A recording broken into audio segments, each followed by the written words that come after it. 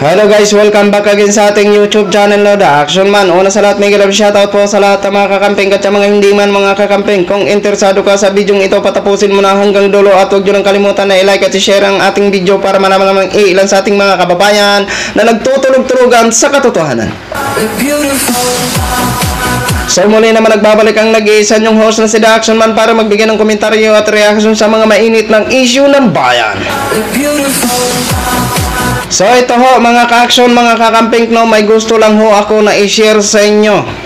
Ito po ay reaction o opinion at napakaganda po ang mga sinabi ni Bam Aquino ho mga ka-action. So ito po ay Facebook Live courtesy po kay Sir Bam Aquino. Ngayon po ay nasa nasa General Santos City na kung saan na-meet nila po ang mga volunteers ni Attorney Leni Robredo sa Angat Buhay program at ang kanilang mga supporters. Pero dito sa kanyang Facebook Live, nagbigay siya ng komentaryo regarding nga po sa nangyari at naputok na balita sa pag-resign ni Sara Duterte bilang isang DepEd Secretary. Okay, wag na po natin papatagalin mga ka-action, napakaganda po. Hi everyone! Magandang hapon po sa ating lahat. Good afternoon.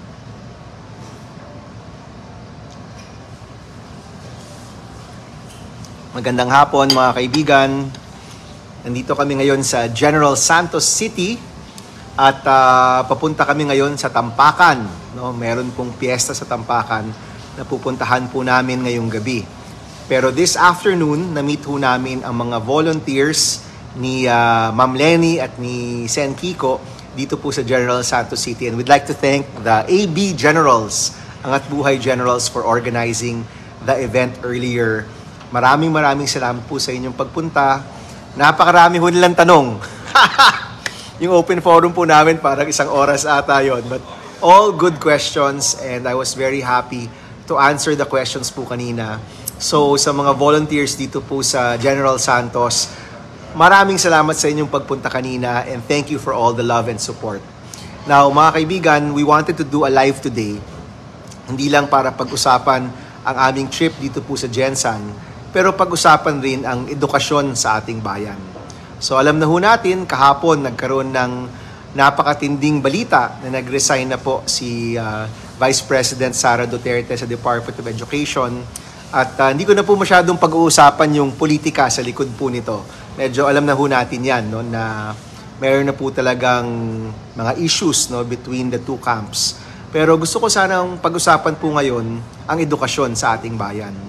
Ngayon po na nasa isipan nating lahat ang educational crisis ng Pilipinas, maganda pong pag-usapan. Ano ba yung mga bagay-bagay na kailangang aksyonan, kailangan bigyan ng pansin pagdating po sa educational system sa ating bansa?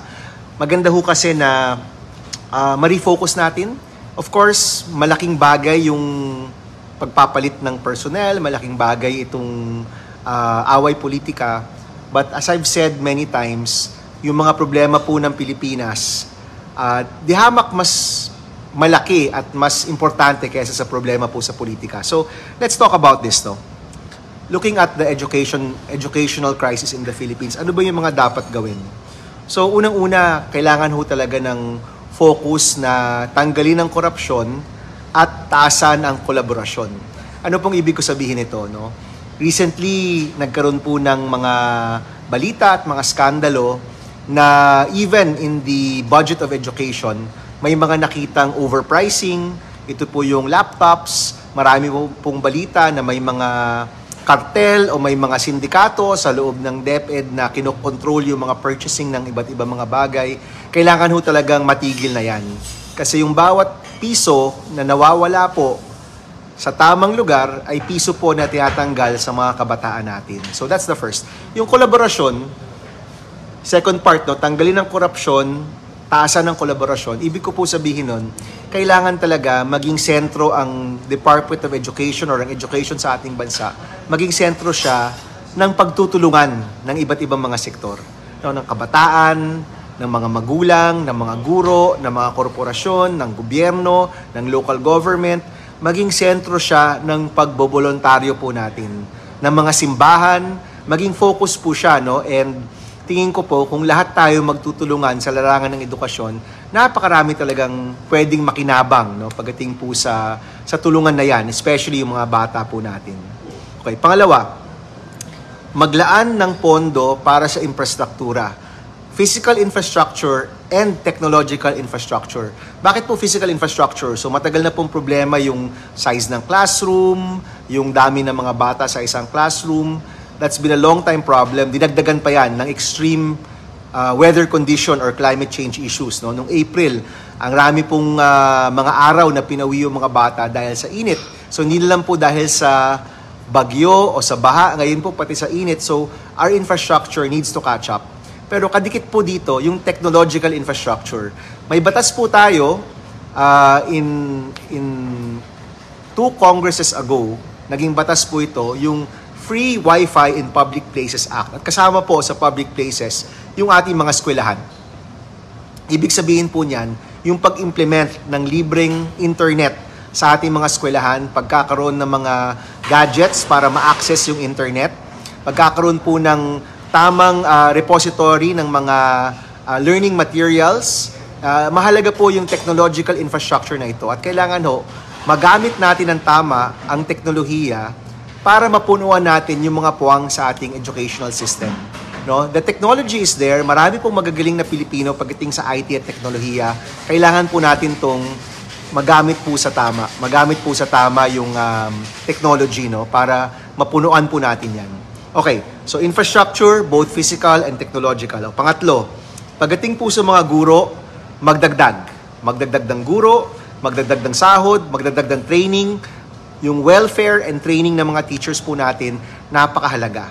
Now, it's proven in all countries na kung ang isang bansa, yung level ng kanyang educational system ay directly connected sa level ng welfare and training ng mga guro. So, ulitin ko po yun. Hindi po classroom, curriculum. Mahalaga po yan, pero hindi yan yung pinakamahalaga. Yung pinakamahalaga sa isang educational system, yung welfare and capacity ng mga teachers. So, kailangan po ng focus dito. And kailangan po bigyan ng focus talaga yung kapakanan ng mga teachers natin. Ano pa? Bawasan yung gastos ng mga estudyante at mga magulang. Libreng pabaon, libreng pagkain, kasi meron ho tayong National Feeding Program through DepEd na ini-implement naman po, sana mas pagtibayin pa. And of course, libreng uniform. No? So, lahat ng mga gastos ng mga magulang, sana po nakakatulong ang gobyerno para mawala na po ito. Okay, number 5, review, reform, and revolutionize the curriculum. Yung curriculum po natin, kailangan po talagang ma-review. Ibig sabihin, matingnan kung relevant pa po ba ito. Ma-reform, baguhin kung kinakailangan, and revolutionize. Ibig sabihin, wag ho tayong matakot na maglagay ng mga bagay na bago, maglagay ng mga bagay na moderno, maglagay ng mga bagay po na kayang matugunan ng curriculum yung mga hamon ng bagong panahon. No? So that's the next. Ano pa? Pang-anim, gawing digital ready ang mga eskwelahan at paghandaan ang artificial intelligence. I think ito ho mahalaga kasi lumabas po the other day, may balita, yung mga telepono natin magkakaroon na ng AI. No? So ganoon na po ka-accessible yan. Handa ba ang ating educational system para dito? Paano ito magagamit para sa mabuti, para sa kapakanan ng mga estudyante, at hindi po para mandaya. No? So itong paghahanda ng mga eskwelahan natin to be digital ready for artificial intelligence, mahalaga yan. Paano i-integrate ang artificial intelligence sa ating educational system na magamit to bilang isang maayos na tool. Sabi ko nga, siguro nung panahon namin, gagamit ka ng calculator, pero alam mo dapat kung paano yan gamitin. No? Hindi ka lang nag-calculator, hindi mo naman alam kung ano yung nangyayari. Dapat yung sa likod ng calculator, alam mo. In the same way, kung magamit ka ng artificial intelligence, dapat alam mo pa rin yon. It helps you. Hindi siya nagre-replace ng kakayanan nating mag-isip. Okay, ano pa? 2 na lang po. Magbigay ng klaro at tamang suporta sa mga K-12 graduates and tertiary graduates natin para magkaroon ng trabahong hinahanap nila. Ito po, medyo bago rin po ito. Kadalasan ho kasi nakikita natin yung educational system natin bilang isang larangan lang. Di talaga natin to kinokonekta sa larangan ng pag-eempleyo, sa larangan ng pagnenegosyo, sa larangan ng paraang pagkita para sa ating pamilya. Mahalaga na ang ating K-12 graduates and our tertiary graduates, malinaw ang paraan para mahanap yung trabahong hinahanap. Mga panukalang final na po natin noon, wala lang po kaming oras para talagang isulong ito.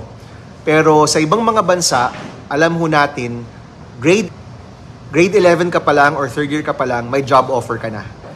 Walang rason kung ba't hindi rin po yan pwede sa ating bansa na even before you graduate, bago ka pa mag-graduate, alam mo na kung saan ka pa reforma na gawin rin po natin para sa ating eskwelahan. And lastly, maglaan po ng tamang resources at tamang pansin sa alternative learning system. Mga iba't ibang paraan para makuha mo yung high school degree, grade 12 degree, college degree, na alternatibo, na hindi po pangkaraniwan. Kasi sa panahon po ngayon, dapat marami ang mga paraan natin na makuha ang degree na hinahanap po natin. So, ito po, mga ilang bagay na sana pag-isipan natin, sana napag-uusapan pa, especially now na nasa sentro ng usapin ng edukasyon, sana po mapag-usapan ang mga bagay na to. Mga mungkahi lang naman po, para tayong lahat pwedeng magtulungan sa issue ng edukasyon sa ating bansa. It can be an opportunity po ngayon. Alam ko po, may mga kababayan tayong nagre-react na magkakaroon ng mga pagbabago sa leadership. Pero sana po, kahit may mga pagbabago sa mga leadership, hindi ho mawala na lahat tayo dapat nagtutulungan para sa edukasyon sa ating bansa. At mga puntong ito, sana nabibigyan po ng tamang atensyon at tamang pondo rin ng ating gobyerno. Okay, so gusto ko pong mag-hello sa mga nanonood sa atin dito. From Batangas, si Nasif. Nandito rin po, watching from Cotabato, si Bay City. I guess malapit lang, although Cotabato City, hindi naman South Cotabato. Hello po from Kawayan, Masbate City. Si Carol Malena ba to? Hello from Los Baños. I guess si Carol to. Si Ann says hello po, Senbam. Si Pau, hindi ko masyadong maintindihan to. Pau, good afternoon, Senator Bam Aquino, sabi ni Mel Mars. Hi Sir Bam from Negros Occidental, si Realin. Hi Realin, nasa Negros kami sa July. So we'll see you in Bacolod.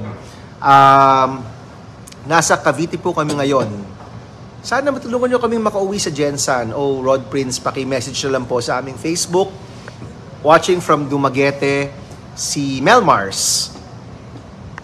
Watching from Calawag, Quezon, si Nympha. Yes, si Noraline. Opo, humihingi po ng tulong para sa gamot. Paki-message lang po ang aming Facebook o di kaya po sumama kayo sa libreng baon ni Senator Bam Aquino. Every week po yan, namimigay po kami ng tulong sa mga naghahanap po ng tulong. 100 winners po yan every week. Okay, so si Rose says hello. Sabi ni Rai, taga dyan ako sa Jensan. Hi Rai. God bless, sabi ni Realin. So guys, maraming salamat sa inyong pagsama sa araw na to. So gusto ko lang po i-recap ulit, no? Pagdating po sa edukasyon sa ating bansa, maraming kailangan gawin. Ito po yung mga mungkahin natin.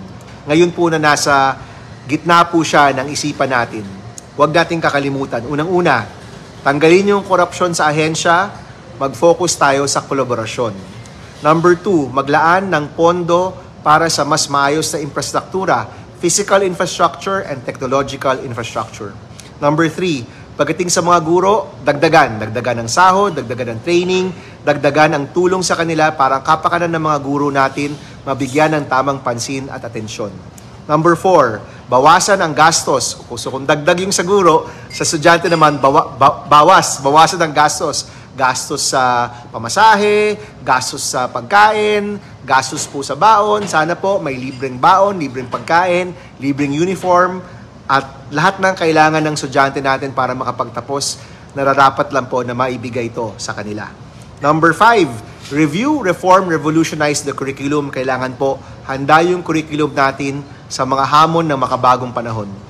Number 6, gawing digital ready ang mga, gawing digital capable, better than ready. Gawing digital capable ang ating mga eskwelahan at maghanda na sa paggamit at pag-integrate ng artificial intelligence. Okay, ano pa? Magbigay ng klaro at tamang suporta sa mga graduate natin para makuha nila ang trabahong nais po nila. And lastly, maglaan ng tamang pansin, pondo at atensyon sa alternative learning system. So ito po, ilan lang po ito. Marami pang iba, I'm sure, no? Nandyan yung tulong sa mga special ed students, nandyan po yung tulong sa ating IPs na very specialized yung kanilang curriculum. Marami pa po yan. These are only some of the general points na nasa isip namin. Sana po, mga isyong ito na i-share ho namin, sana po maisip natin na ngayon po, kailangan magtulungan talaga tayo para ma-address ang educational system sa ating bansa. Tulong-tulong po tayo dito. Maraming salamat po. Thank you so much. We'll see you soon. So yun na ho mga ka-action, mga kakamping no, narinig na po natin ang lahat na napakaganda ho na reaction o comment o opinion ni Sir Bam Aquino, di ba? Yan ang isa sa mga magandang ma-appoint halimbawa na isang tao na sa lahat na binanggit ni